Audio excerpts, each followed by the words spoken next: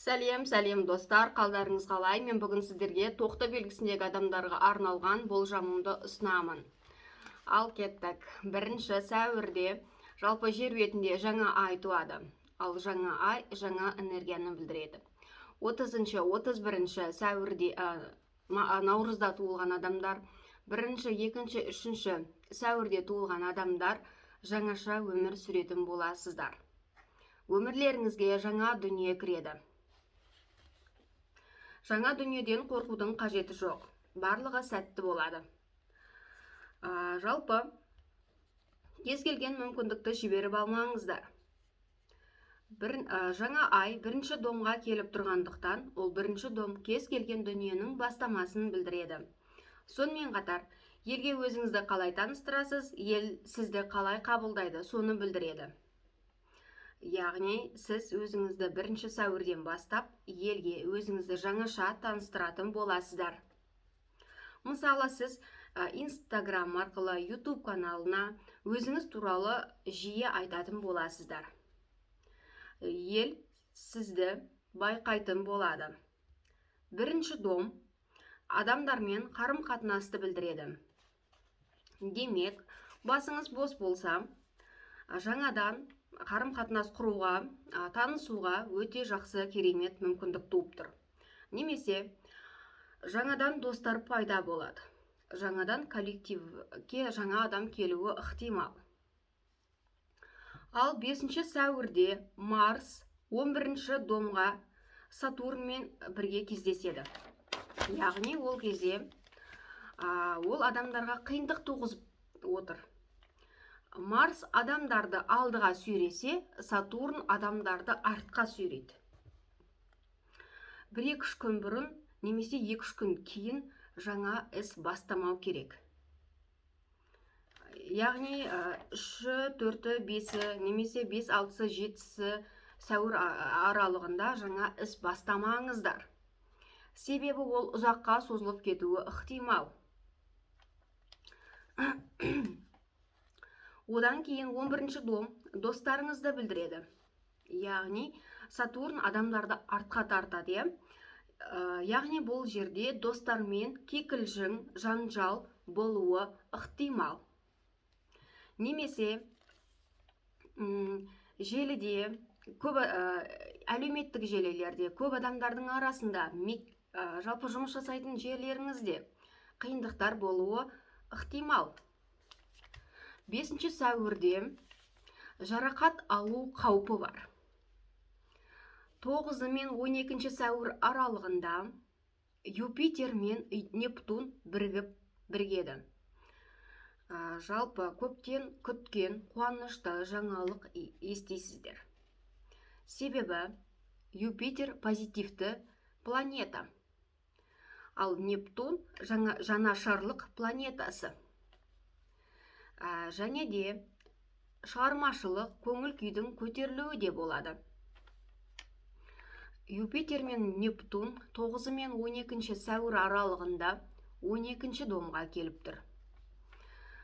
Жалпы 12-ші дом ішкі құпияны білдіреді, психологпен жұмыс жасағын келеді. 12-ші дом әрі иммиграцияны, жалғыз қалуды, больницаны білдіреді. Яғни, ауырып қалып больницаға түсулеріңіз ықтимал, немесе басқа елге көшуді білдіреді. Одан кейін 12-ші сәуірде Меркурий өзінің белгісін өзгертеді. Сөйтіп ол 2-ші домға келіп тұр. Жалпы 12-ші сәуірде ақшаға байланысты жаңалықтар еститін боласыздар. Жаңалық естисіздер, және де басқа адамдардан ақша келеді. 15-ші сәуірде Черная луна өзінің белгісін өзгертеді. Сөйтіп 4-ші домға келіп тұр. Черная луна 4-ші домда 9 ай бойы болады. Жалпы черная луна деген ол адамдардың негативті эмоциясын білдіреді. Адамдар өте көп ашуланшақ болады, көп ұрсатын болады. Адамдар өзінің эмоциясын мүлде ұстай алмайды. Жалпы мүлде адамдар өз-өзін ұстай алмай қалып, ұрыс, жанжал, конфликт өте көп болуы ықтимал. Жалпы төртінші дом отбасын, тұратын жерді, отанын, ата-ананы білдіреді. Яғни отбасыңызда кикілжің болуы мүмкін, ата-анаңызбен, туысқандарыңызбен кикілжің, конфликт болуы мүмкін. Жалпы бұл черная луна соңғы рет 10 маусымда 2013 жылы болған, 4 наурыз 2014 жыл аралығында болған екен. Осы уақытта қандай жағдай болса да, қандай жағдай болды осы 2013 пен 2014 наурыз аралығы айында, сол жағдай биыл сіздерде қайталанады. Тағы да айтам, ата-анамен, туыстармен реніш болуы ықтимал. Жалпы реніш болмас үшін ешкіммен көп сөйлеспей, жалпы жеке жүрген дұрыс деп ойлаймын. Жалпы сондай, кеңес сондай. Ал 16 сәуірде Марс өзінің белгісін өзгертеді.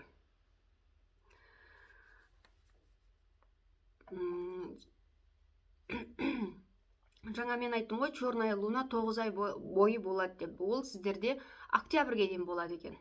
Октябрьге дейін, қазан айына дейін болады. Отбасыңызда, тұратын жеріңізде, бір ата-анаңызбен осы октябрь айына дейін кикілжің болуы ықтимал. Жалпы 16 сәуір күні Марс өзінің белгісін өзгертіп 12 домға келіп тұр. Бұл жерде Юпитер мен Нептун да бар. Марс жалпы әрқашан адамға жақсы көңіл күй, энергия сыйлайды.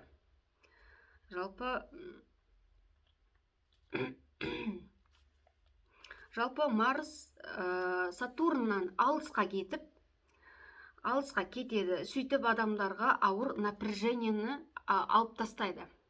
Жалпы өзіңізде бір ауыр дүние, бір ауыр болып сезініп жүрсеңіз, сол 16 сәуірден бастап жеңілдейді, себебі Сатурн кетеді. Ал 12 домда Марс жолға шығуды, операцияны, больницаны білдіреді. 16 сәуірде ай толады, полнолуние болады. Ол сіздерге 7 домға келіп тұр.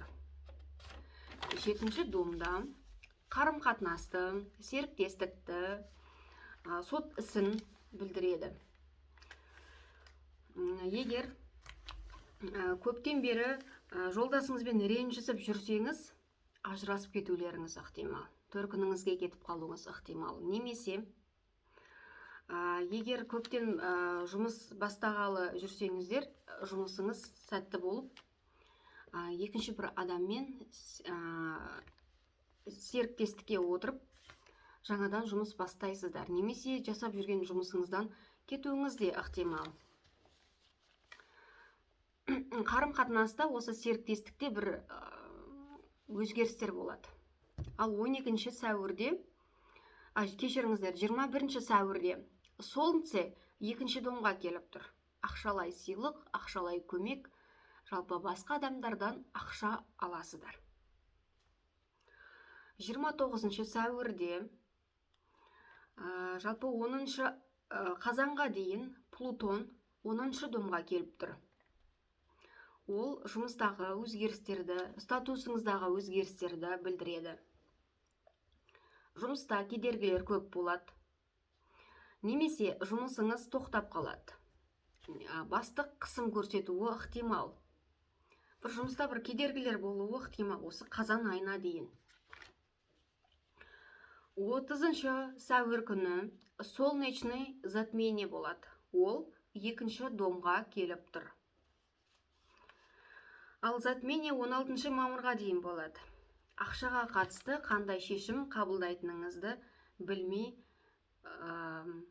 көп ойланатын боласыздар. Ал енді менің жасаған болжамым осындай. Егер сіздерге дұрыс келіп жатса, комментарий қалдырып, маған жазылуды ұмытпаңыздар. бар болыңыздар, бай болыңыздар.